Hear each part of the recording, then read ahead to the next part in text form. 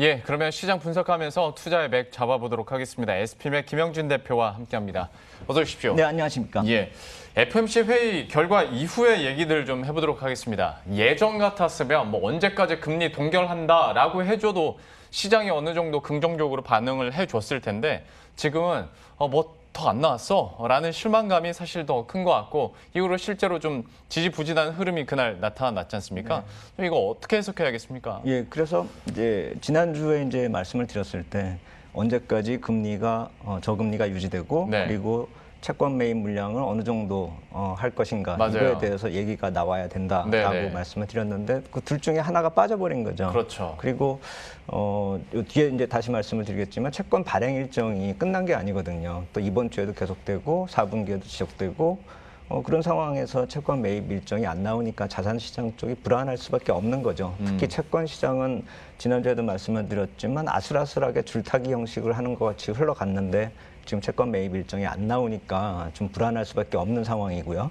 그리고 또 하나는 나올 수가 없었던 시스템적인 문제도 있다라고 생각이 됩니다. 왜냐하면 의회에서 이 경기 부양안에 합의를 해야지만 채권 발행 일정이 결정이 되고 그래야지만 또 FRB 쪽에서의 정책 스탠스가 나올 텐데 지금 의회 쪽에서 이제 결론이 안 나고 있으니까 이 역시 마찬가지로 뒤쪽에서 다시 한번 말씀을 드리겠고요. 그래서 발표된 내용이 어떻게 보면 이렇게 절름발이 형식이 돼버렸다라는 것이죠. 기대치에 비하면은요. 그래서 조정 기간이 나타날 수밖에 없는 그런 구간이 되었다 이렇게 봐야 될 것 같습니다. 근데 저는 이게 조정 기간이긴 한데 단기 조정으로 마무리되는 것이 아닌가. 그러니까 9월 정도의 이 기간은 원래 우리가 조정을 어느 정도 생각을 했었으니까요. 그래서 그러한 조정 기간 동안에 이제 어느 정도 내렸다가 수습을 하는지 이것만 관찰할 필요가 있고 중기적인 관점에서 상승 추세는 계속 유지가 되어야만 되는 게 아닌가.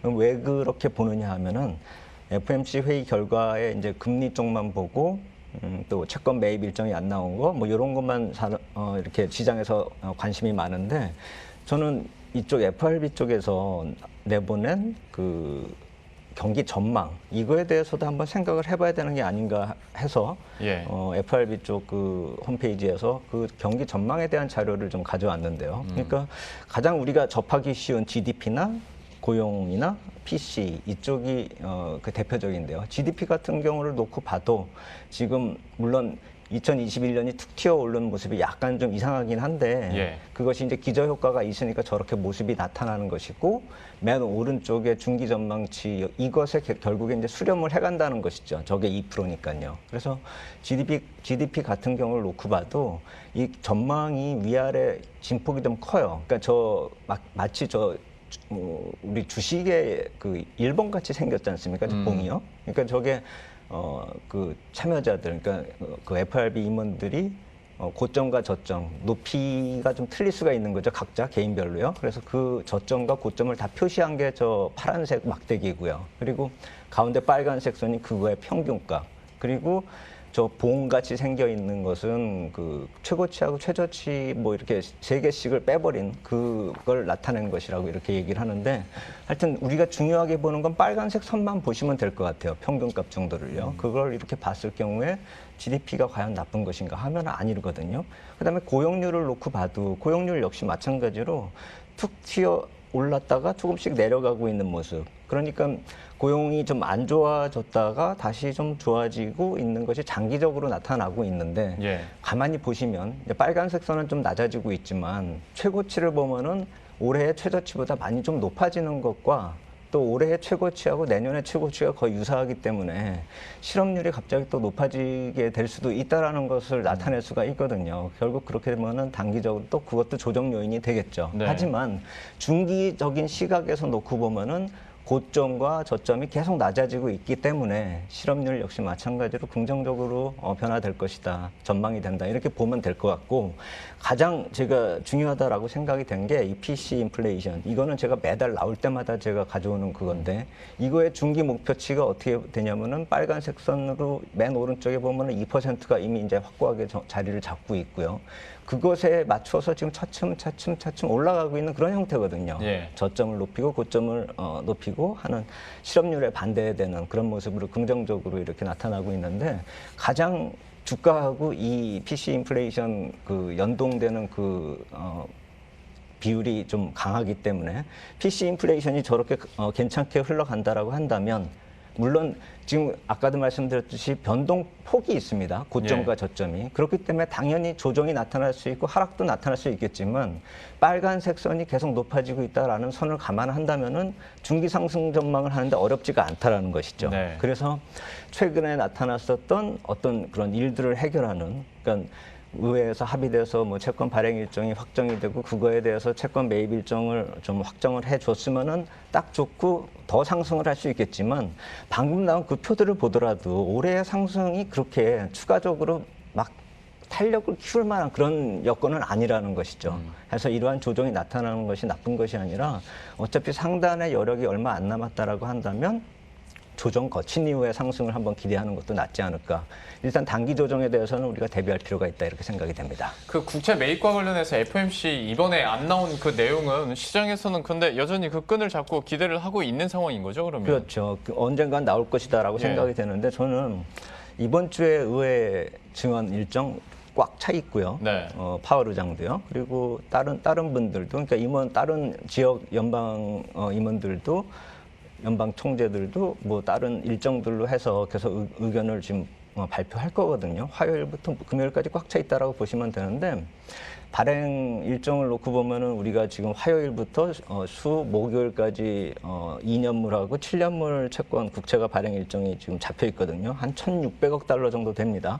그렇기 때문에 시장 우호적인 발언을 주면서 좀 막아줄 수도 있다라고 생각이 돼요. 하지만 어떠한 결론을 지금 FRB 쪽에서 회의가 끝나자마자 또 뭐 말을 바꿀 수는 없기 때문에 그러한 구체적인 매입 일정을 내놓을 수는 없다라고 생각이 됩니다. 근데 그러한 이번 주에 일정들을 놓고 봤을 때는 시장하고의 소통을 만들어가는 그런 한마디로 시장하고 주고받는 형식이 되는 것이 아닌가. 그러니까 조정은 나타나더라도 우리가 중기 전망을 바꿀 필요가 없는 이유 중에 또 하나다 이렇게 말씀을 드리겠고 이 9월의 증액 물량 때문에 제가 이게 지난주에 한번 이 표를 보여드리려다가 못 보여드렸는데 중장기 국채 응찰률 추이를 보면 계속 낮아지고 있거든요. 그리고 저 빨간색으로 제가 표시한 부분이 최근에 나타나고 있는 그 응찰률 추이의 그 비율이거든요. 2.5% 아래쪽에서 지금 유지가 되고 있단 말입니다. 그래서 지난주에 20년물 응찰률도 2.39배 정도 나왔기 때문에 보통 최근에 나타났었던 평균치 2.53배를 좀 하회하는 그런 모습이었고 모든 그 채권 발행 물량들이 좀 응찰률이 낮아지는 그런 모습을 보이고 또 가격도 그래서 점차 좀 안 좋은 방향 쪽으로 흘러갔었던 것이 사실이거든요. 그래서 수익률 절대치를 놓고 봤을 때 3월이나 6월보다는 좀 안정권에 있긴 있습니다. 지금 저 그래프를 놓고 보더라도 노란색 선 같은 경우 쭉 올라왔다가 다시 이렇게 내려오는 그런 모습을 보이고 있기 때문에 3월이나 6월에 좀 안 좋았던 모습보다는 지금 괜찮은 모습이긴 하지만 지금의 모습 자체가 계속 이어지면은, 그러니까 4분기까지 이어질 경우라면 이제 월 평균 한 4천억 달러 정도의 증액 물량이 나오거든요. 그렇게 되면은 응찰률도 낮아지고 채권 발행 그 가격도 안 좋아지고 할 수가 있기 때문에 어떤 식으로든 이제 얘기가 나와줘야 된다라는 것이죠. 단기적으로는 안 나오더라도요. 그리고 제가 지난주 한마디 말씀을 드리려다 말았던 게 미국 의회 부양 정책 제가 계속 말씀을 드리고 있지만 이게 채권 시장하고 바로 맞물리게 돼 있거든요. 그게 뭐 1조 달러 지원을 하건 2조 달러가 됐든 간에 그것이 그냥 나오는 게 아니라 채권 발행, 국채를 발행을 해야 되면서 나올 것이기 때문에 만약에 경기 부양책이 뭐 결론이 안 나고 계속 흘러간다라고 한다면 채권 시장 쪽엔 오히려 수급 부담을 덜어주기 때문에 좋습니다. 하지만 그렇게 되면 FRB 쪽의 스탠스도 계속 어정쩡하게 가는 거고요. 그래서 경기 부양책이 통과되면서 채권 발행 물량이 증가되더라도 FRB 쪽에서 개입을 하면서 그걸 막아주고 채권 가격 유지시켜주고 저런 응찰률도 다시 높여준다라고 한다면은 가장 최선의 결과가 되겠죠. 근데 그렇게 되려면 가장 우선적인 게 의회 쪽에서 결론이 나야 된다는 것이죠. 그러니까 지금은 FRB 혼자 움직일 수가 있는 그런 여건은 아니라는 점을 우리가 좀 주목을 해본다면 조금 시간은 좀 더 걸릴 것이다. 이렇게 봐야 될 것입니다. 국내 시장에 대해서도 좀 여쭤보도록 할 텐데 사실 환율이 1,160원 초반까지 떨어지고 장중에 1,160원 밑으로까지 내려가다 보니까